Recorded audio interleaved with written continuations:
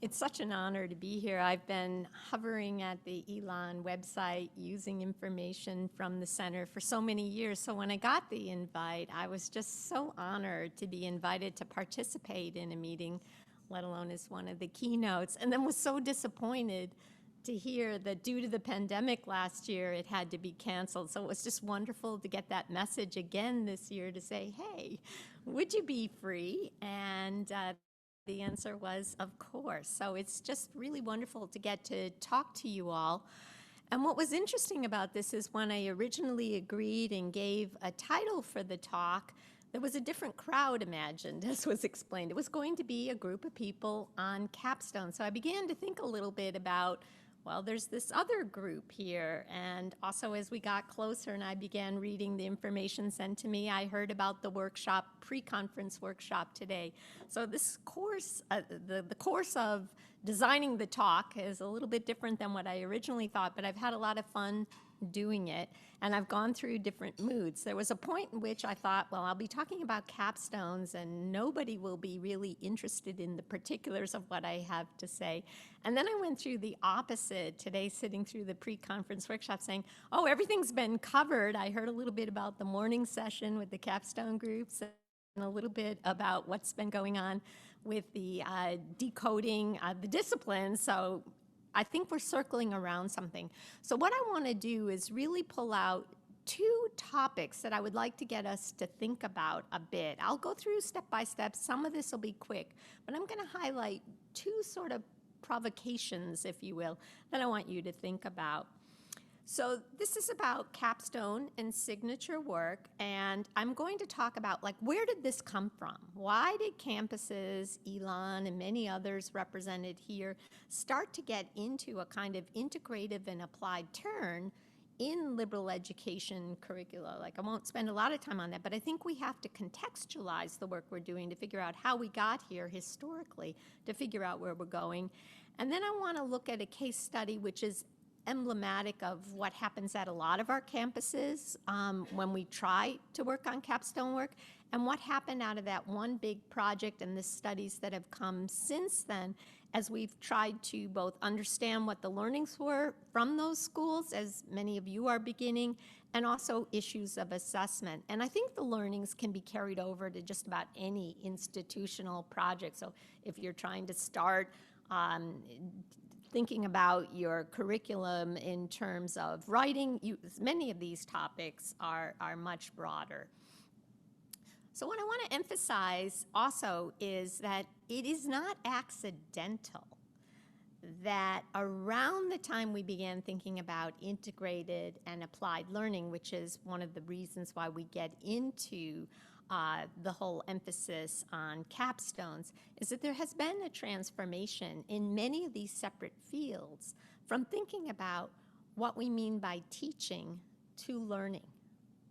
And there has been a huge change in our understanding of how students learn. So we kind of had this implicit notion, nobody really believed it, but I think this picture nicely captures what we do. And today in the workshop, we were encouraged to focus pre-conference on what people do. So not what they think they do, but what they do. And when you think about what they do in many college campuses, probably not your own or you wouldn't be here, those who weren't too interested in engaged learning would just kind of view learning as pouring stuff into the head and testing it out. Many of us, not me, had that experience in high school and college and are very familiar with it.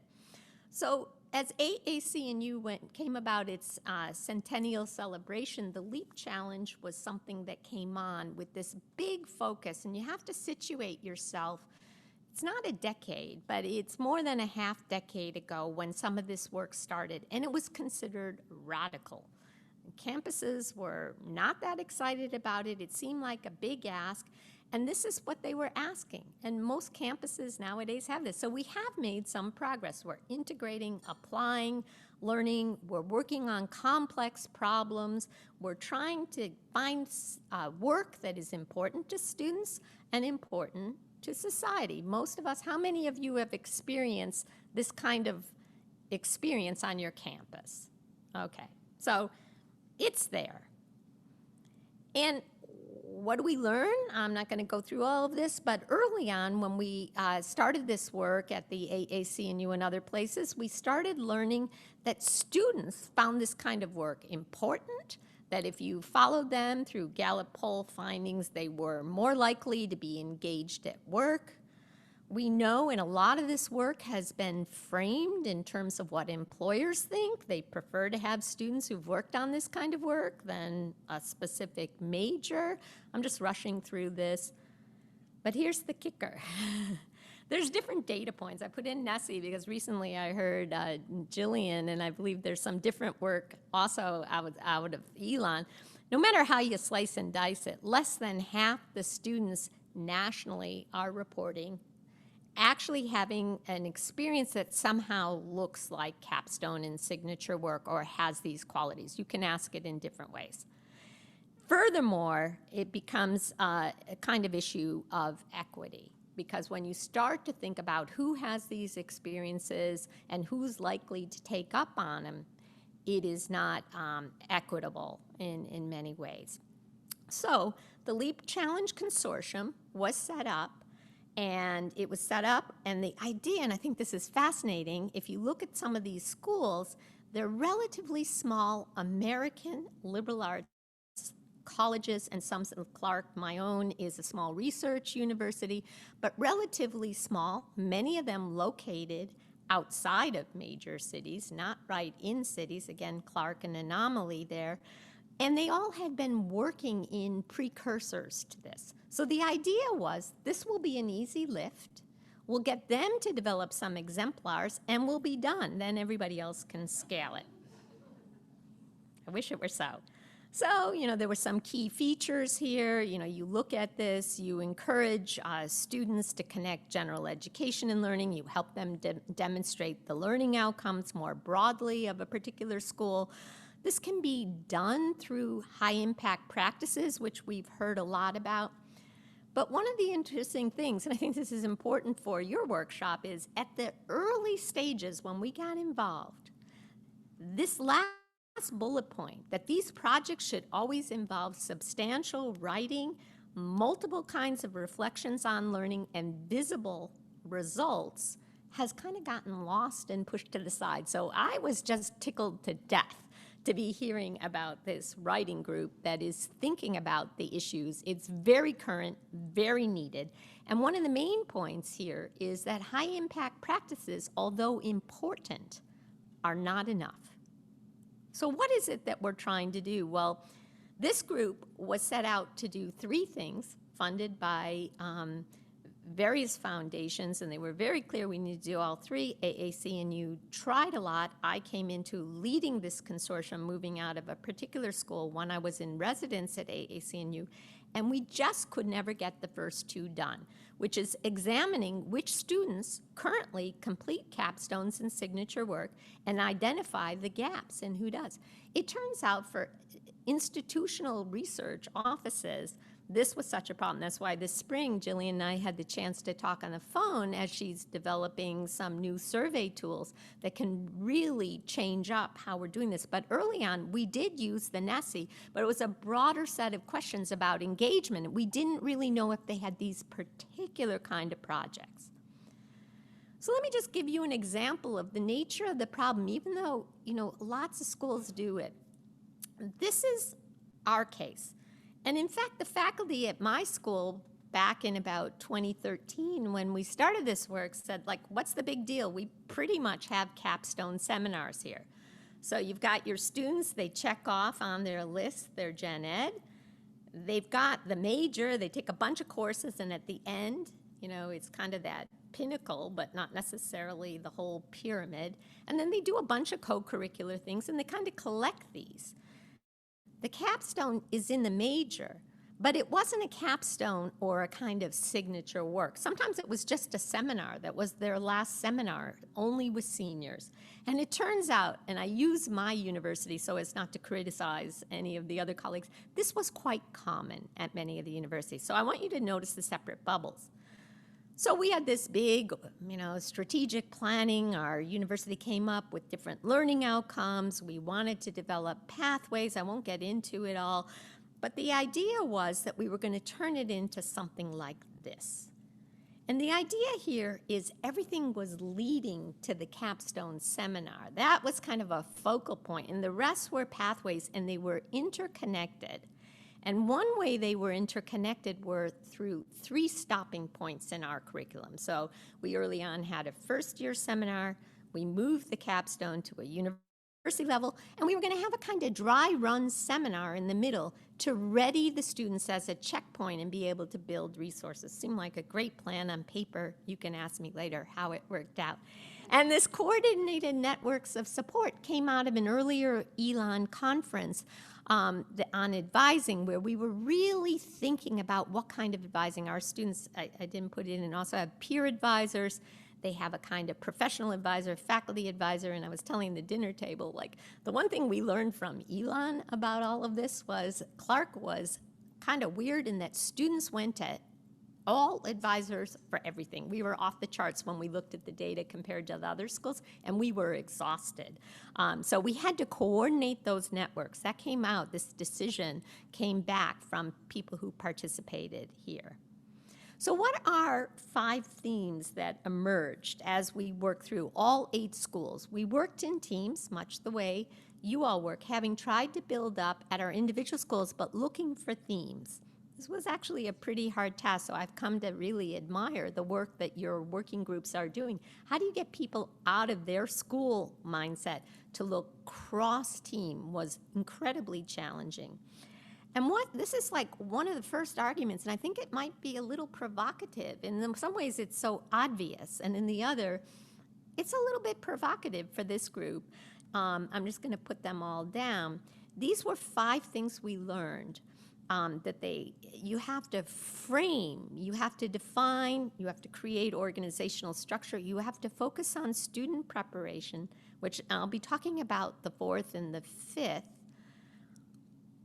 But all of these, this is one of the points I want to make, have to fit holistically together and not just at the level of the faculty. Like, one of the things that is so tricky about this work is it's integrated, and it typically involves whole universities.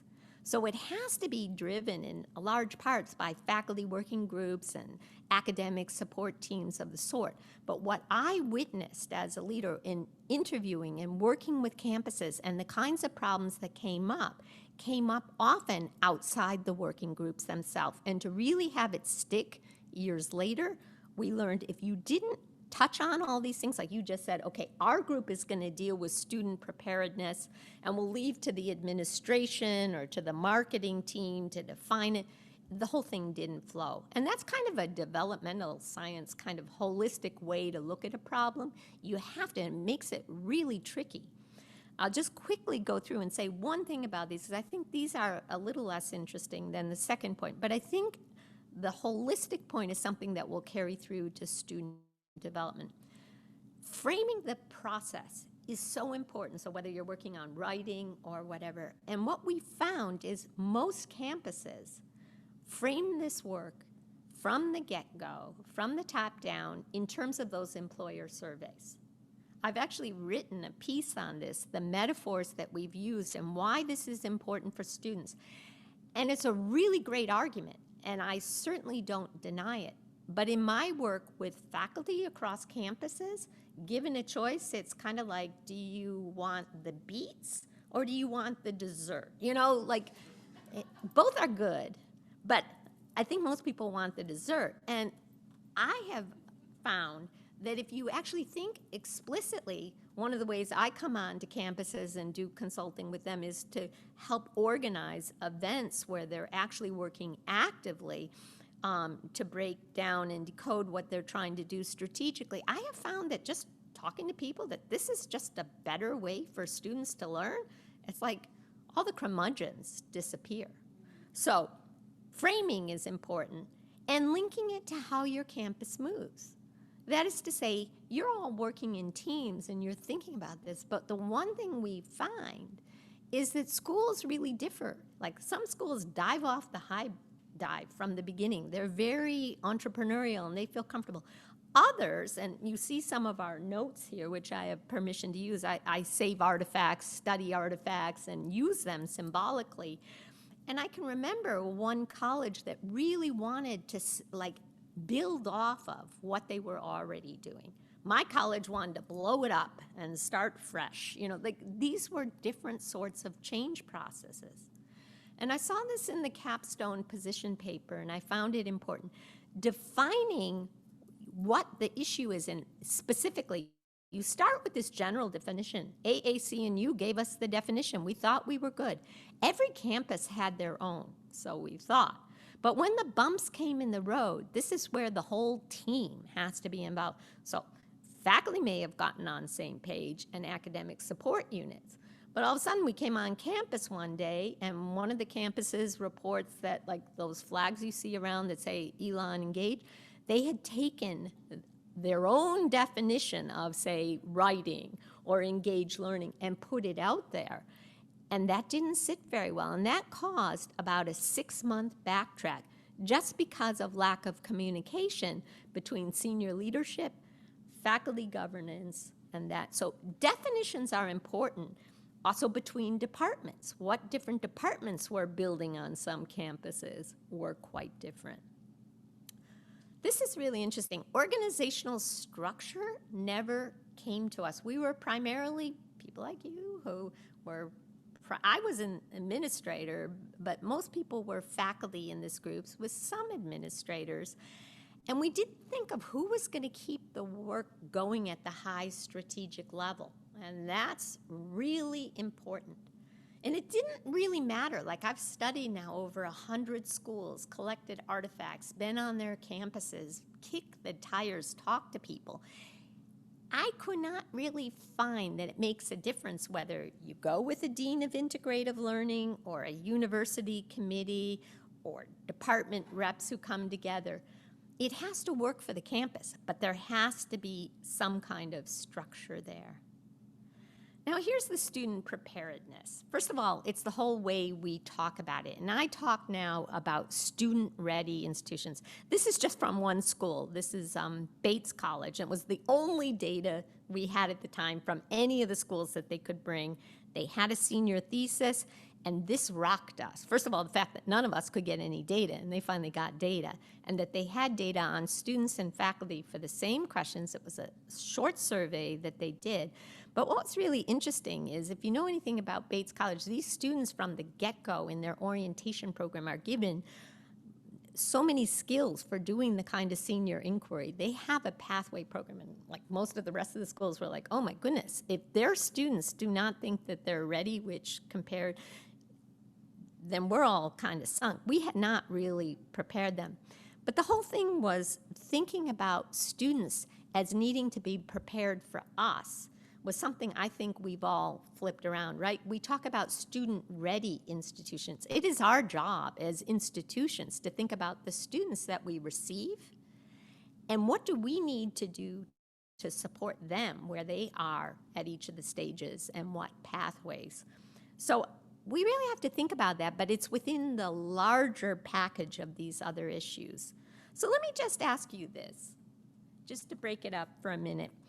And this also, for those of you in the chat, you'll write, and maybe you could do some call out. If on your campus, or a campus that you've been to, that you had to work on this kind of work, the LEAP Challenge signature capstone work, a kind of project-based, integrated learning, applied learning, complex problem, important to the student, and important to some group larger than just student. Couldn't be that they want to research their grandmother's hometown or something in Pennsylvania. How prepared do you think your students are for that kind of work? And what skills and practices do they need? You can just call it out or put it in the chat, like what's a skill or a practice they need? And what's your confidence level that senior year, right now, they're ready to go at it? Anybody want to call out? What's one thing you would need, you think a student would need? Problem definition. Problem definition. Say more, say more.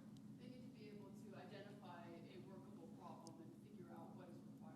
Okay, and if one is very confident and four not at all, would you have a sense of what your average student?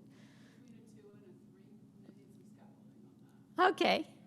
Anybody else think that's something at their campus that might need some work on? We had talked earlier today in the workshop about that problem. I'm looking out at a co-participant. What about any other skills? Scope as well, right? Scope? Right. Finding a project that is doable and within a particular, right, limited time frame. Good, So not just defining it, but defining it within a reasonable scope. good. Michelle Edie online says critical reflection, which you would rate at a 2. Okay. So usually when I go to campuses, we start with some tools and artifacts, and we start actually much more interactively. We don't have time in this forum to do that. But it's really interesting exercise. I mean, mainly when we design these senior or late experiences, we haven't thought enough about what these are. And most of you talked about skills, and that's something I'm going to come back to. We haven't talked a lot about the practices that they need, and we'll get that. Let me just turn to the fifth one quickly, and then I want to move in a slightly different direction. Institutional preparedness. So what does it take for an institution to do this work? When I came on to Elon last night, I was talking with some people like, you know, how does it work? What does it take? And I guess a question I would have for you as you're trying to think about doing this work, schools usually need to start here. It's just something when I go to a campus, this is actually where I start. How prepared is your institution? What are some of the barriers or the bottlenecks, you know, to doing this kind of work? If you were being asked, if you're designing it, we all know it's amazing when you've done it with students, but not all institutions are set up to have it done well. So what are some of the things you all think about, whether online or here in the audience? What might be a barrier?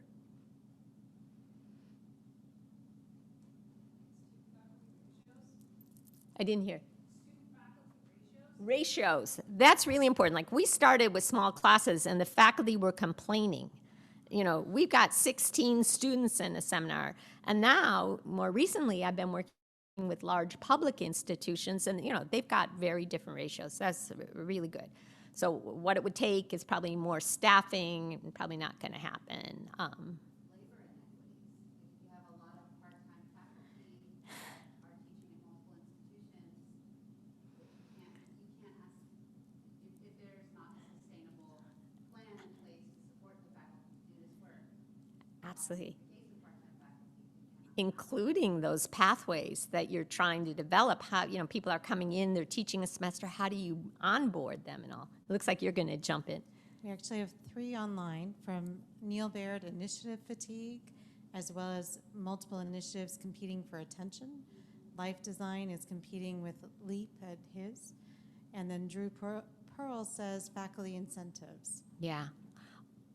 These are great. And we could go on. And again, I'm trying to show you things that you, as you're doing your work, really want to think about. And whether you're working on writing, you're working on Capstone, we really have to bring in the level and make sure we're attending to these very real concerns, because school after school that I've worked with have developed the programs and the students are learning. Like we have some assessment data.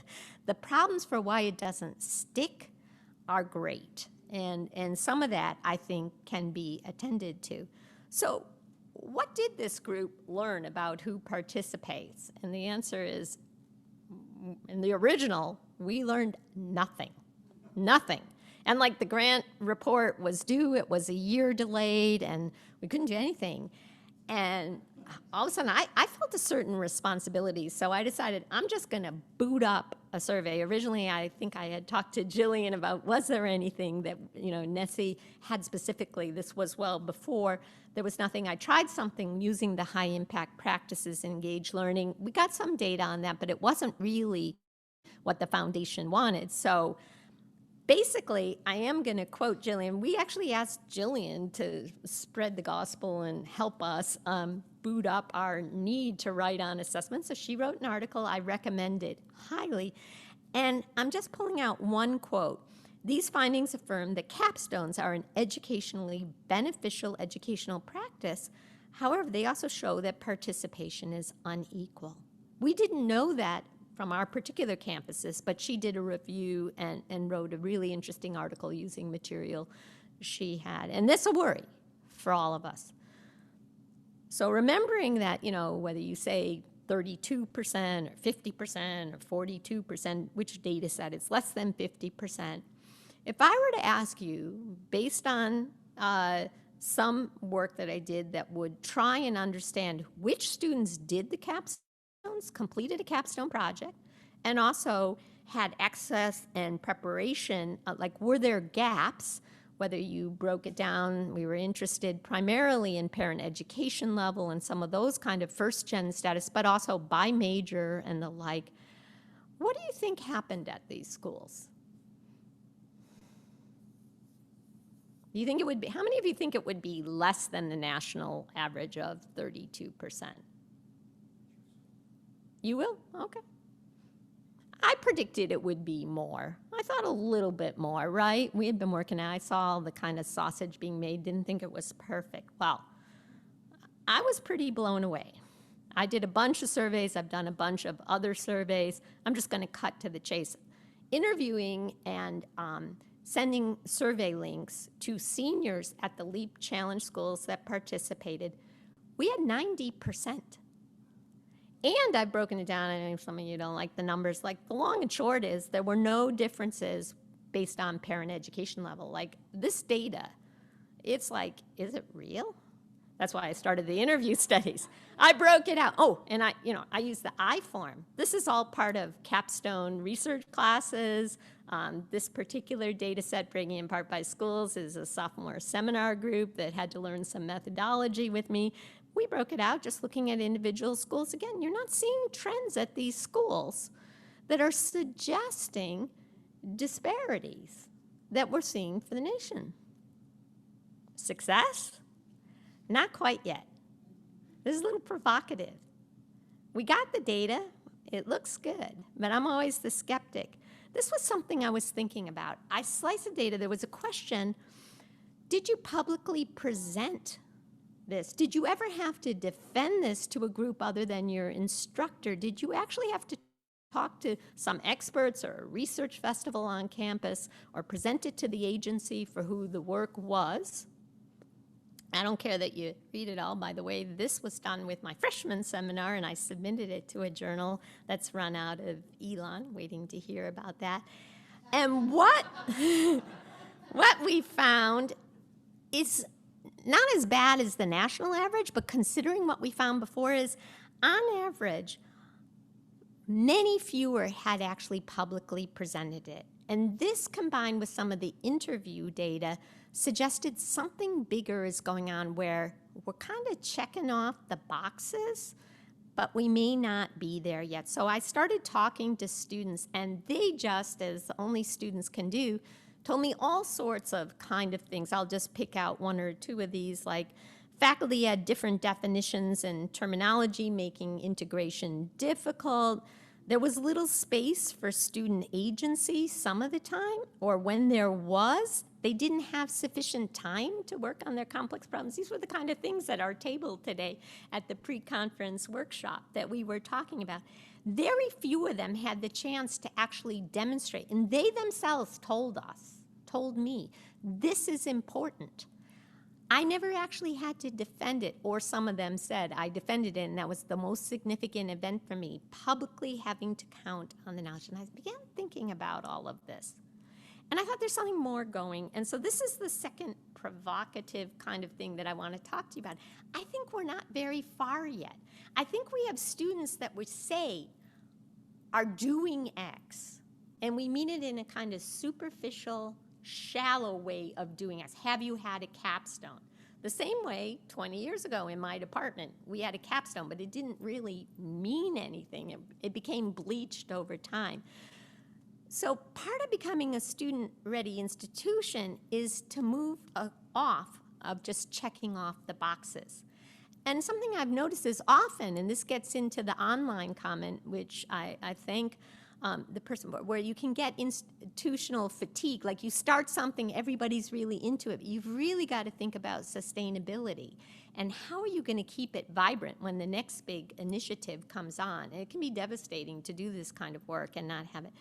And I think if we focus on some new ways of thinking about student learning and institutional dynamics, we can get there. It's a little bit abstract. I'm not sure I'll make it possible in just a few minutes. But I think if we turn to looking at the participation frameworks, and I would use the word decoding, the activity of decoding, not what goes on between the ears of an individual, but what goes on in groups as we think about our practices and what it means as we unpack those, whether it be writing, whether it be decoding the disciplines, some of the work we did today, and as we think about student learning in general for capstone work, what it takes, there are some key ingredients that we know and that we're beginning to think about in the developmental and learning sciences, and it's more of a conceptual shift. Someone of you say, oh yeah, we know that already, but it isn't necessarily there. So I would want to argue that yes, we've moved from pouring knowledge into heads, and we think we're good in collecting skills. And I borrow this. This is, I forget where I stole this from, but many schools have this. You've got your college backpacks. I've listened to college administrators. They call me into their office. I meet with a college president. Maybe we have some on the line. And they'll recognize this and they'll say, yeah, we got to get the skills into the backpack. They're going to learn them in our faculty classes, and then they're going to go out to their internship and put them to work. And then they're going to move on and be an employer's dream. And I would argue that's an interesting framing. I believe there are skills that college students need, don't get me wrong. But this, what I call the backpack metaphor, is just as much of a metaphor as the pouring knowledge in. And what's the metaphor? Because it is a metaphor that I want to replace it with, is learning to participate. That essentially what we're trying to get our students to do is learn to participate in the practices. And I borrow here from work of developmental scientists who've worked in pre-K to K, some of my early work in school transition early on, some of the cultural anthropology work in situated practice, communities of practice. So we have to start thinking of learning as it was before we got into institutional learning, like informal learning. How do you learn to surf? How do you learn to knit? You know, COVID has been great for talking to people about this. We all have our new thing, bread baking or whatever, and you get into a community of practice and you learn the practices. You're part of a community. And I think what is happening in the data that I'm seeing is that, yes, they're having the venue and the experience at the high level, like Capstone. Yes, I had that. They're ticking it off. But that's standing for much deeper practices that they need to have. And so we need to shift our effort to focusing on not only habits of mind, which, again, I will be misquoted if I don't think those are important, but we need more attention to the repertoires of practice. And that fits very well with some of the end of the workshop today, where we're thinking about that. And what does it take to get those practices? And here I'll draw on Peter's work. Relationships are key. So one of the big shifts from the 20th to 21st century, in one slide, this paper that Jesse quoted, is really the kind of lay people's conception of development and learning, and also how science has shifted in perspective. So I literally worked with a prior graduate student to look at this, and there's been a huge shift. We used to think of the mind as like where all the action was in psychology and developmental science and whatnot. Like, people have the things going on between the ears, and they definitely do. We have brains and all of that. But there's something going on in the relationships and in the venue of interacting that has gotten less attention. So let me just pull out 3 aspects of this kind of approach that I would argue that students and institutions have to take. One is agency. Meaning is not given to us. It's not something a faculty member delivers in any way. It is given by us, constructed by us. And this is one of our problems. We need to have our students, and we need to meet each of them in all their diversity where they are and figure out how they currently organized knowledge and work together to build upon it. Second of all, it's not enough to just, and there have been whole constructivist efforts, kind of schools without walls and whatnot, and those don't fully work. And part of that is because it depends on the occasions to have them. And I see the kind of work that you're doing, David, as really focusing in on aspects of what people do as experts so that we can get it on to our students. So we have to think very explicitly about the occasions and about the spaces we create. And we have to view this holistically. There's a lot of nuance in the transfer. We used words like scaffolding and all, where we could talk about, how much is the student responsible for. It's like an orchestra or a ballet with lots of moving parts. So this is very difficult work. So it's controversial, but I think if we would focus more on this along with the process, there's no learning that ever has taken place informally that's kind of one and done. It's a changing participation role. Most people, when you learn something, you're an observer, and you're an observer for a while, and then you move in. And then as you move in, you take on more and more agency, and then the whole system begins to change. So this is something I would encourage all of us to think about. It's not like, do we have capstones, do we not? And even what are the skills that are needed, as I started, or the barriers, which are all important. I think we have an added task here. And I think we have to think about this dance between agency and a kind of systems approach for the kinds of ways our institutions are setting up occasions and what that really means. And that's deep and meaningful work. So let me give a couple of illustrations. Sometimes pictures can say it better. I find these pictures don't quite work, but they work for me. And in just a couple minutes, I'll give you a couple of examples. Doing is important, but often when we get into the schools of thinking about integrated and applied learning, they get so focused on taking kids out to the park and cleaning up and doing something, and it misses all those points about the relationships and the expertise and all. So this is a wonderful example. The woman who's outlined in red is a professor who teaches methodology, quantitative methods to sophomores. And she prepares them for capstone work in the geoscience area, a geographer. And the other person is somebody who works in the parks. And she takes her freshman seminar out to the park to understand the use of the quantitative data. It's not that the students are collecting water samples. That's all real nice. Many of us do that in our classes.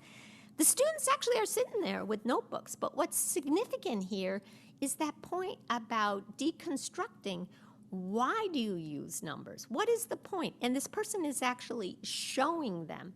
So doing is important, but what's more important is to understand the participation framework. Like, why am I as a student collecting and playing with numbers? What is the use? How do I enter into a larger community? Where do the numbers go? And when you do that, all of a sudden students start doing a lot better in statistics courses and all.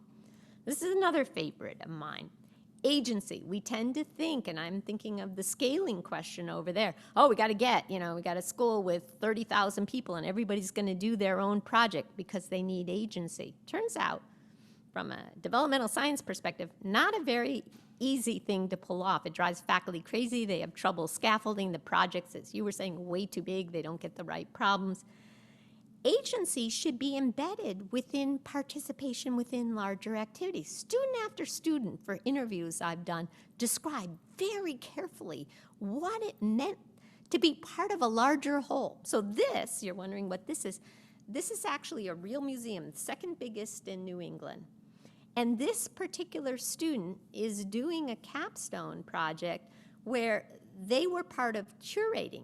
They picked one painting and had to go through the whole sequence, or one photograph in this case, and actually wrote the blurb. It's 2 paragraphs writing, but it's professional writing. It actually goes into the museum catalog.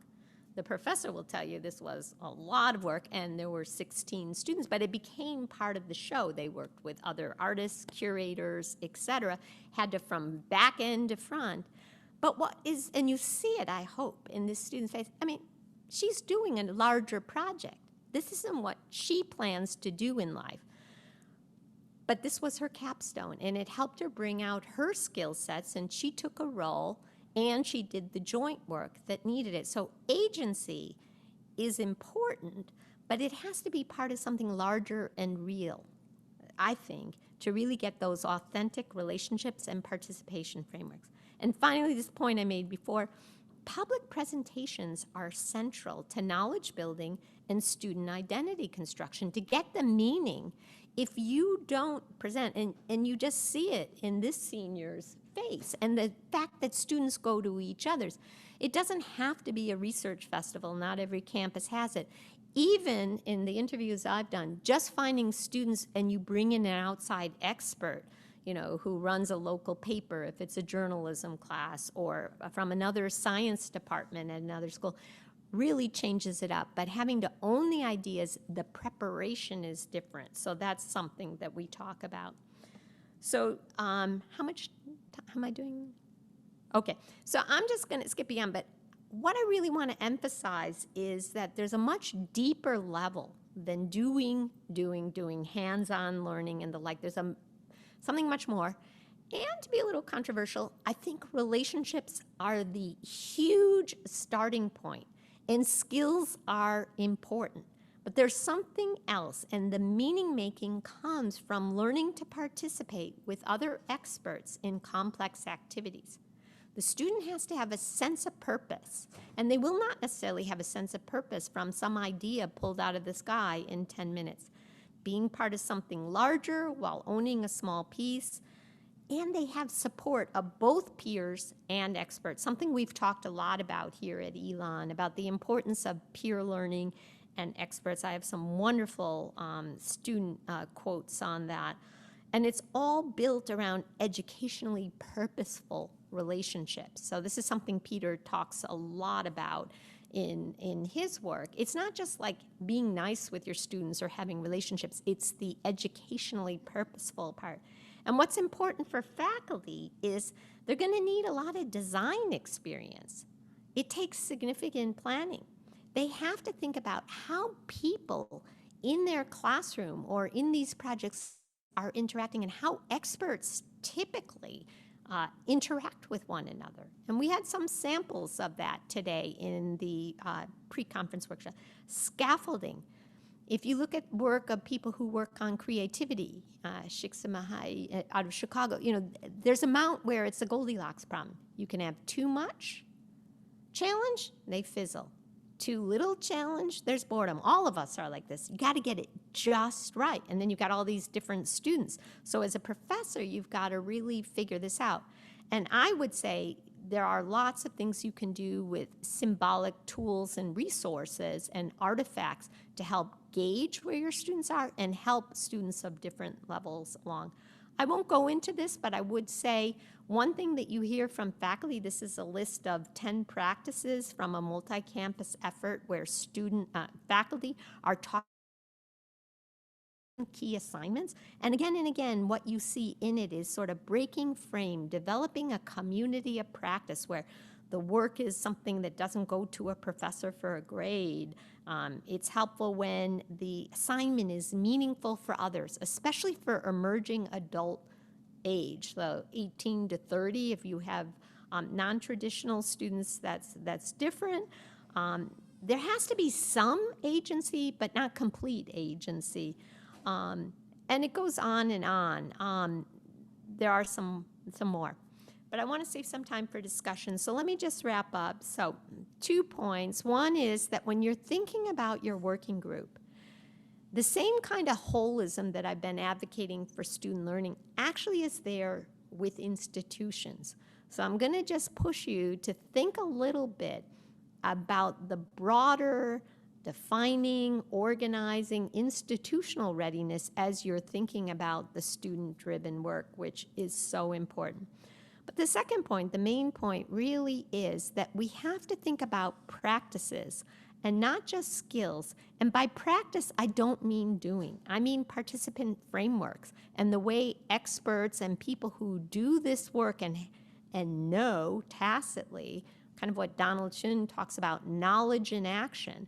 How is it that we can unpack that and weave experiences where students have that experience? If we get that, the learning will learn by itself. Humans are designed to learn.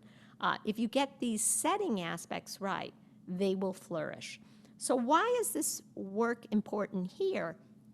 And I would say that student-ready institutions are really doing no more than activating students' natural ability to learn. It's sort of helping them unlearn some of their other schooling practices. You do this. I've done this with multiple groups of students, and I've gone on campuses and met the students who have been underperforming, and then where the setting gets right, and you know it. You know, you sense it. Any of us who've had it, we're all nodding. It's just an amazing feeling. Central is facilitating repertoires of practice that allow the students the opportunity for meaning making and a rich flow of interaction. It can't be superficial. This is not easy work, and I think many schools will fail, so no pressure. But actually, the more I was thinking about it, and I was like, do I go there yet? I'm not sure I'm ready to talk about this yet in a concise way, because this is very academic kind of developmental science work that most developmental scientists don't even sort of work on. There's a small growing group of us.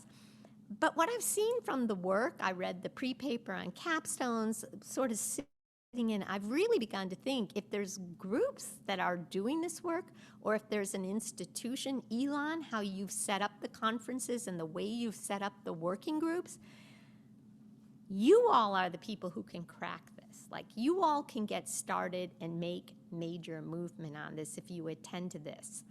And so, no pressure.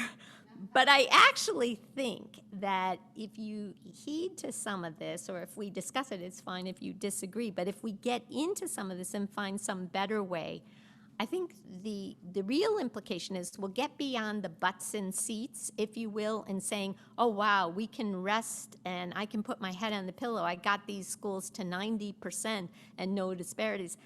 I'm not there yet. And what I'm saying is I think we can be, and the we includes all of you. So with that, I think the next steps are for all of you, and I'd be open to join in discussion with any of you on any of these ideas to critique or question, etc. So I just threw that out there impromptu, and thank you for this opportunity.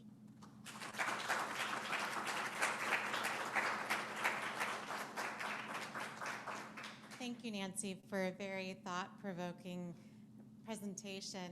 We do have some questions, and I will try to move to where it's easier for Dallas, who's making the magic happen behind the scenes. I am going to prioritize a couple of the questions that came in online, recognizing that those of us in the room are likely to be able to have some sidebar conversations with Nancy over the next day and a half or so. So here's the first question from Ina Alexandra Matura, who is one of our participants in Writing Beyond the University, joining us from Europe. Thank you so much for the information from the U.S. context. As a researcher from Europe, I would love to hear your advice for institutions where teaching is done mostly by early career researchers who are pressured to focus on their own research, their PhDs, instead of coordinating their teaching. I feel that Capstone signature work needs intricate institutional coordination. How can we proceed when it feels as if we need to develop this coordination from scratch? Yeah, that is a fabulous question. Did everybody hear the question? Yeah? Okay, good. First of all, I should just say, if anybody doesn't get their question asked or wants to talk more, both in person or online, I'm available almost 27. You can just email me. I would love to dialogue. We can set up a Zoom, whatever. I'm obviously very passionate about these topics, and I never run out of steam for them. So to answer this question, I think that's a huge question. I mean, in my dream, and I talked a little bit to David about this earlier, I think what we need is a radical transformation. I've been going around and doing professional development and helping faculty in institutions. One of my dreams when I was in Washington in 2016 was to link up with the Graduate Council of Education to really start rethinking graduate education. I think what I'm seeing and where I'm given hope, and I would be curious about the European context or international context. In the United States, there's a lot more focus on graduate students wanting more integrated and applied learning experiences and new faculty. So as I've been doing professional development, usually schools give you the senior faculty, the known, and usually we shake it up a bit, and that's where the real turning point is coming. It is difficult work and not easy in, for example, in many countries which make use of grad assistants or people en route to the PhD to have the power to move this. So just recognizing that is a good start. And I think if you look at that peer review, there's a special issue online that I cite in this paper. That's a good place to start for some of the institutional. There's a whole chapter on institutional preparedness, what we learned, and I would be happy to talk further. It's a problem in this country as well, and we could go on about that. That's a fascinating topic. Thank you, Nancy. And I'll also say that anything that Nancy suggests, we'll try to consolidate and share citations for so that you can find them later as well. We can make the presentation available. Thank you. So one more question from online, and this one's from Pamela Winfield, who's a colleague here at Elon, but joining us remotely. Do you have any data breaking down capstone work by demographic groups? How can predominantly white colleges, universities avoid the white savior complex when doing signature work that is of value to society and engaging in problem solving? Yeah, that's really interesting question. So we have data, some data, but reportable data is another matter, and that's where I'll turn over to Jillian, because the scale of your research, where you have several thousand institutions, and I'll allow you often to break down data. The kind of work I do is more qualitative and intensive and small numbers, and for ethical reasons, we cannot report out on the data. Doesn't mean I can't learn from it. But in general, for the LEAP Challenge schools, the interesting thing was we did not see that.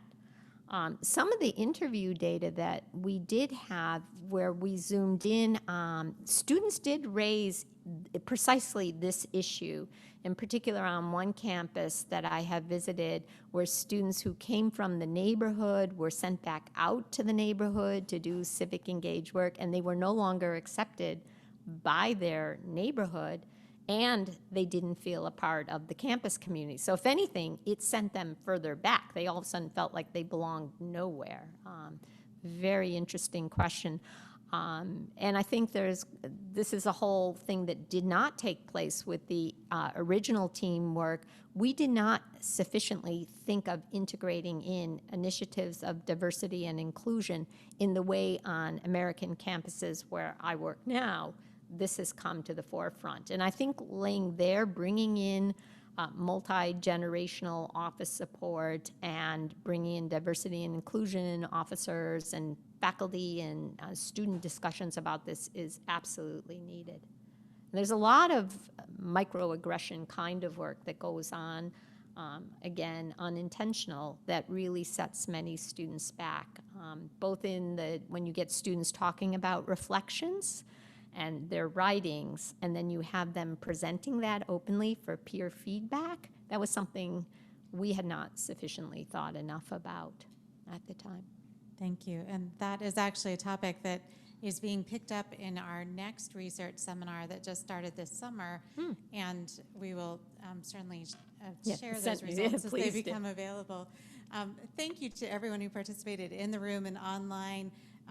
Please, I want to read one thing before I ask you to join me in thanking Nancy, and that's from Michelle Eady, who is joining us from Australia. So we've got lots of time zones represented, but Michelle says, or asks, can you clap extra loud for us? So please join me in thanking Nancy. That's so touching. Thank you.